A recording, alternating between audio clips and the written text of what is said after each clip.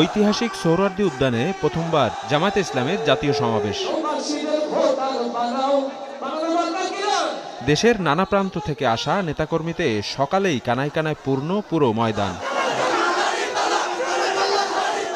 Slogan মিছিলের পাশাপাশি সমাবেশ জুড়ে দেখা যায় নির্বাচনী প্রতীকের প্রদর্শনী।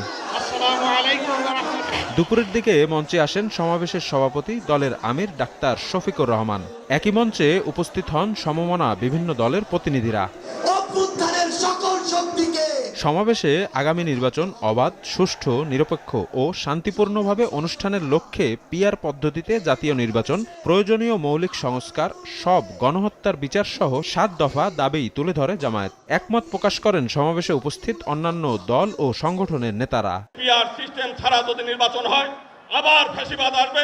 একটি দল যারা আবার নতুন ভাবে এই দেশে ফ্যাসিজম কায়েম করতে চায়, তারা পিআর চায় না। শাসনতান্ত্রিক ব্যবস্থার মৌলিক পরিবর্তন না করে আপনারা নির্বাচনের দিকে হাঁটবেন না। ফ্যাসিস্ট বিরোধী 24-এর শক্তি আমাদের ঐক্যবদ্ধ থাকতে হবে। তবে ঐক্যবদ্ধ মানে এই নয় যে আমরা কারো অন্ধভাবে দালালি করব। কেউ যদি চাঁদাবাজি করে আমরা সেটা মুখের উপরে বলবো।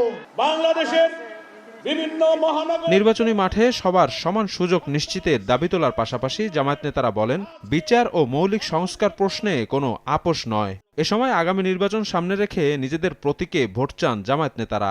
সংস্কার প্রত্যেকেই বলে মানি, কিন্তু মিটিংয়ে বসলে কেউ দেখি মানি না ভাব দেখাচ্ছেন। সমস্যাটা কোথায়? সংস্কার তো সকলের জন্য কল্যাণ, তাহলে যারা চান না তাদের মতলব আছে। একটি সুশাসনের রাষ্ট্র কায়েম করতে চাই। তরুণ প্রজন্মের প্রথম ভোট দাঁড়িপাল্লার পক্ষে হোক। জামাতে ইসলামী যে দুর্নীতিমুক্ত সমাজ গড়বে তার প্রমাণ কি? সমাবেশে সভাপতির বক্তব্য রাখতে গিয়ে হঠাৎ অসুস্থ হয়ে পড়েন জামায়াত আমির।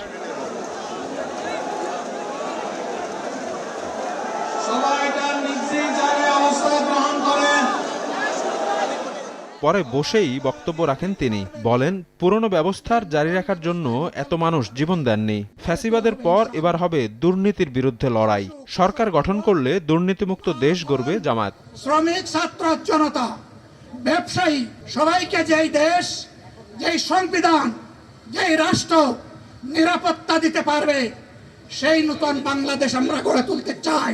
এই গণহত্যা যারা করেছে তাদের সকলের বিচার বাংলাদেশের মাটিতে নিশ্চিত করতে হবে।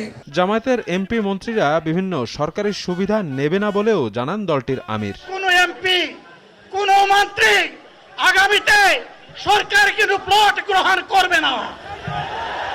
এক যুগেরও বেশি সময় পর ঢাকায় উন্মুক্ত সমাবেশ আর সোহরাওয়ার্দী উদ্যানে প্রথমবার। দলটির উচ্ছ্বসিত নেতাকর্মীরা বলছে, তাদের 7 দফা দাবি মেনে নিলে সরকারের পক্ষে 24-এর গণঅভ্যুত্থানের চেতনা বাস্তবায়ন সহজ হবে। ঐতিহাসিক সোহরাওয়ার্দী উদ্যান থেকে শফিক মুন্সি, সময় সংবাদ, ঢাকা। ম্যাগিও ঠিক আমার মতোই কোয়ালিটিতে কোনো ছাড় দেয় না। 7টি দেশের সেরা খামার থেকে আসে ম্যাগি নুডলসের ময়দা। মা হিসেবে এটাই আমার জন্য গিফট।